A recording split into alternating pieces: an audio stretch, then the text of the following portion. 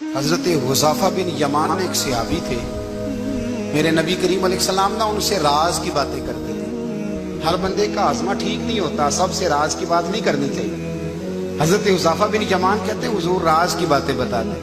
مدینہ منورہ میں جو منافقین تھے ان کی لسٹ بھی نبی پاک نے حضرت حذیفہ بن یمان کو دی تھی۔ جب کوئی مشکوک آدمی مر جاتا نا تو صحابہ کہتے ہیں ہم دیکھتے اگر حضرت حذیفہ نے جنازہ پڑھا تو ہم بھی جنازہ پڑھ لیتے۔ نبی پاک نے بھی کچھ جنازے نہیں پڑھے، ترمذی میں ہے، فرمایا عثمان سے جو بغض رکھے اس کا جنازہ نہیں پڑھیں گے۔ حضرت حذیفہ بن یمان اگر جنازہ پڑھتے تو لوگ پڑھتے، وہ نہ پڑھتے تو لوگ جنازہ نہ پڑھتے۔ حضرت حذیفہ بن یمان کہتے ہیں جناب عمر فاروق کی خلافت کے آخری ایام تھے، کچھ دنوں کے بعد وہ شہید ہو گئے۔ فرماتے ہیں آدھی رات کا وقت تھا، میں گھر میں سویا تھا بڑا بے فکر، اچانک میرے دروازے پہ دستک ہوئی، میں گھبرا کے اٹھا، اتنی رات کو کون آیا؟ کہتے ہیں قربان جاؤں، دروازے پہ گیا تو امیر المومنین فاروق اعظم دروازے پہ۔ میں نے کہا عمر کوئی حکم تھا تو مجھے بلا لیتے۔ کہنے لگے میں نا امیر بن کے نہیں آیا، تیرا ویر بن کے آیا ہوں۔ امیر المومنین کی حیثیت سے سرکاری کام سے بلاتا تو وہاں بلاتا، مجھے ایک ذاتی کام پڑ گیا۔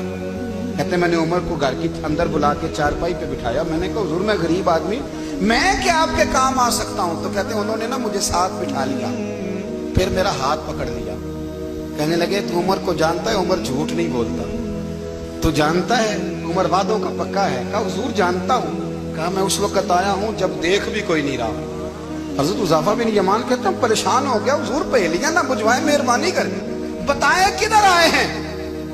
حضرت عمر فاروق فرمانے لگے 62 سال کا ہو گیا ہوں، 63 میں چل رہا ہے، داڑھی سفید ہو گئی ہے، پھل پک گیا، اٹھ فریدہ ستیا، داڑھی آ گئی دور، اگا نیڑے آ گئی، پیچھا رہ گئی دور، اب نا اب قبر اشر کا معاملہ صاف نظر آنے لگا ہے۔ کہا حضور مجھ سے کیا چاہتے ہیں؟ حضرت عمر رو پڑے، کہنے لگے آج میں عشاء کے بعد نکلا ہوں تو نبی پاک کے صحابہ مجھے نیک کہہ رہے تھے، پھر میں نے بچوں کی ماں سے اور بچوں سے بھی پوچھا ہے، وہ بھی مجھ سے راضی ہیں، پر حذیفہ تیرے ساتھ نبی پاک راز کی باتیں کرتے تھے، سچ بتا کہیں عمر کا نام منافقوں میں شامل تو نہیں؟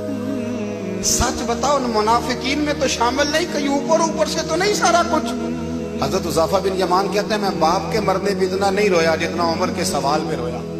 میں قدموں میں بیٹھ گیا، میں نے کہا نہیں عمر یہ تو میں نے نہیں سنا، لیکن یہ میں نے نبی پاک سے ضرور سنا ہے کہ میرے بعد اگر کوئی نبی ہوتا تو عمر ابن خطاب ہوتا۔ یہ میں نے اپنے کانوں سے سنا ہے کہ عمر جس گلی سے گزرے شیطان رستہ بدل جاتا ہے۔ یہ میں نے اپنے کانوں سے سنا ہے کہ 950 سال حضرت جبریل جناب عمر کی شان بیان کریں تو پھر بھی بیان نہیں ہو سکتا۔ یہ میں نے ضرور سنا۔ دوستو ساری زندگی حضرت عمر نے اگر دوسروں کا محاسبہ کیا تو اپنا اور اپنے بچوں کا بھی کڑا خیال رکھا، اپنی ذات پر بڑی توجہ دی۔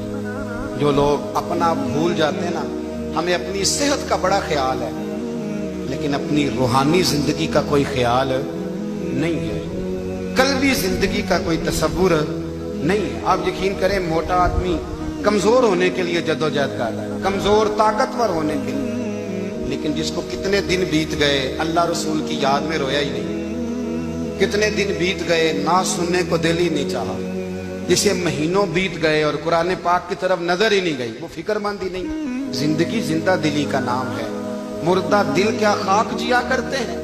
بھائی حضرت عمر کی زندگی دور حاضر میں ہمیں یہ سبق دیتی ہے کہ کڑی نگرانی رکھو اپنے پودوں کی، کڑا خیال رکھو اپنے ذاتی باغ کا، اور یہ جو تمہارے دل کی دنیا ہے یہ تمہاری روح کی زندگی ہے، اس کا محاسبہ کرتے رہو۔